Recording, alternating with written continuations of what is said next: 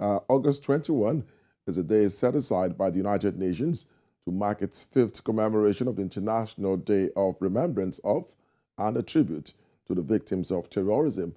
And we have a public affairs commentator, Adeniyi Kunnu, joining me now to look at the importance of this day. And let's start with that exactly. What is the significance of the United Nations setting aside a day like this to pay tribute and remember victims of terrorism? In the first place, human beings are creatures of memories. And because they are creatures of memories, and because life is a combination of good and bad, we cannot just set aside those who evidently are suffering from the recklessness and rudderlessness of non-state actors. It must be said that 2017 is actually a day where we describe as the culmination of a global problem that appears to be affecting every continent of the world. Let's not forget that when we talk about terrorism, we have to look at what happened in this country. The official declaration of non-state actors in 2009 up until 2019 when we had the first decade of terrorism in the country. We must also understand that Nigeria, in the calendar of global terrorism, appears to be one of three. So you're talking about countries like Afghanistan, Nigeria, and Somalia. Then you're talking about Somalia again on the African continent, talking about a place like Nigeria. So you find out that this day is very significant with the millions of people that actually are still in IDP camps and some that have been moved back to their respective homes, but they are still troubled. The fact that many persons, as we speak, cannot go back to their farms. Husbands have been killed, wives have been killed, children have been killed. It is only deserving that we have a day set aside to actually remember those whose lives cannot be the same again because many have lost their loved ones. And even the promises that many governments of the world keep or should keep could not actually replace the lives that have been lost. So I must say very categorically here that there are lots of things that have not gone well as far as issues of terrorism is concerned, and it's only deserving we remember those people just on a day as this one. Well said, but one can argue that the greatest tribute to victims of terror would be to put a stop to terrorism, its sponsors, and its display in any form across the globe. How would you react to that?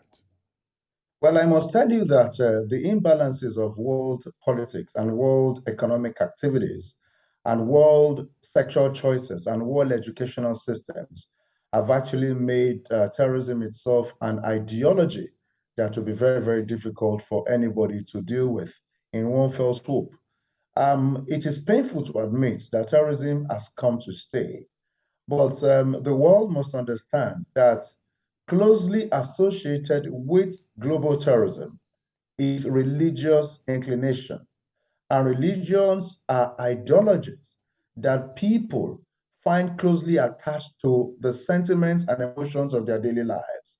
It therefore has become very imperative that for you and myself, who are actually advocates on the front burner and in the trenches, to be able to add value, our conversations must go into providing an alternative, positive, and superior ideology to the ideologies that are actually thousands of years before many civilizations. It therefore means that we have to continue to battle this incubus and succubus that has actually become commonplace and look at how the imbalance, for instance, you'd find out that closely associated with terrorism is the perception of certain Western domination, certain Western ideologies against certain Eastern ideologies. Whilst that may not be true, but to a great extent, that happens. The big countries of the West have committed many iniquities. If you look at it in 1975, the Iranian government, parliament particularly, was upturned by the United States, the CIA. If you look at places like Panama, you look at some other democracies, talk about Libya in 2011, you must agree with me that there are things that have strengthened the bond and cause of terrorism, which is perceived injustice, perceived inequity, and realistically speaking, the unjust approach to how major powers of the world are actually disrupting sovereign nations. Look at Somalia, look at Al-Shabaab. You have to understand, look at what is happening with Hamas, look at the Gaza Strip. So you find out that there is a perceived imbalance of powers. There's a perception across the world where terrorism is actually rife, that certain people want to dominate the other. Look at what is happening in So Ukraine. what you're telling me, Adeniyi, what you're telling me effectively is that with that perception existing, and clearly it's going to still remain for a long time to come, terrorism cannot be eliminated. Is that what you're saying categorically? Let me tell you this. Every religion has the tendency to take and control power. And when power is acquired, the economic indices are also in the possession of those who take power. If you look at what is happening across the world, it is more or less like the West against the East. For instance, permit me go back to Ukraine. At some point, the US president said they are moving towards a global phenomenon where the US takes the lead and other countries follow. Statements like that cannot be accommodated by people like Vladimir Putin, who believes that they are equal in every sense, and why would they be subsumed under the ideology of the United States of America? The same thing with the Arab world, where you have the predominance of those who are within the Islamic faith. The same thing with China. And don't forget that the same thing that is happening against many people that are said to be fundamentalist, it is happening with them, against them from the West. It is the same thing that China, a mainly Buddhist country, is doing to the Muslim Uyghurs there. So economic imbalances, religious imbalances, all of these things have contributed. So terrorism won't go nowhere now until we genuinely address the incidences of imbalances. Look at, for instance, the issue of the coronavirus. Sorry, Adeniyi, because I'm running out of time, you've mentioned Africa, and that brings me to the next thing troubling my mind here.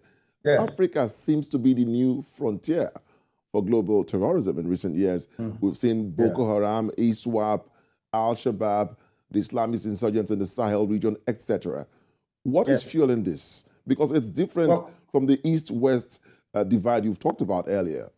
Yes, please. Africa has refused over the years to take responsibility for majority of its infrastructure, security architecture being one. And that is why Nigeria, being the most populous Black nation, still has lots of problems across borders that are unmanned, particularly if you look at the Sahel region, where you have the likes of Burkina Faso, Mali, and all of that, even Chad. I think that one of the things that can help Africa is for Africa to start thinking of solutions to our own problems. Let me say this. Look at when the coronavirus was out. Many countries of the West took and protected their own. They left Africa. And even the doomsday prediction of the former wife of Bill Gates did not come to pass, because when it is time to identify whose children you are, the West takes care of its own. As a matter of fact, let me tell you my experience. I was supposed to be in the US as of the time of the coronavirus. And when I went and wanted to make my move, they told me that I cannot fly. And if I'm to fly, well, I have to look for alternative. Whereas those who booked the same flight that are from Europe were taken on the flight. That is what happens at the height of problem. It means, therefore, that to a great extent, Africa doesn't understand world politics. And even if Africa understood that, it has made itself subservient to all of the internal machinations of the West. Africa forthwith must begin to take responsibility for its own security, take responsibility for its economy. In fact, Africa should domicile its currency not in dollar forthwith, but in gold, because there's an abundance of gold here. So when you see that virtually all the sources of existence of Africa is in foreign currency, if you look at what is happening in Côte d'Ivoire that you referred to, for instance, Côte d'Ivoire, how could people that have been charged to court, whose husband stayed in court, now they are filled in a political party? It is the kind of thing controlled by France, such that there is virtually no African country that was colonized by France that can make determination on its foreign reserve, except France tells them to do so. So those are the kind of things that continue to keep Africa under. So what do we do now? Let's have a 30-year plan. The first 5 years. Link that to terrorism very quickly, 30 seconds, so we can go. Yes, what will happen is Africa must have a 30-year plan to actually begin to negotiate its survival from a position of strength. The first 10 years, you tell all foreign partners, they are going to review their terms of contract. The second 10 years, you begin to put Africans the best hands in position. By the third decade, that makes it 30, you already have an equal negotiation shoulders with the West, such that you are not subservient any longer. All right. So Africa has to be for Africa. Thank you so much, Africa Adeniyi. must be controlled by We'll Africa. look into this another day, but I'm totally out of time. Thank you so much for your time, Adeniyi. Thank you for the privilege of talking with you. Thank you very much.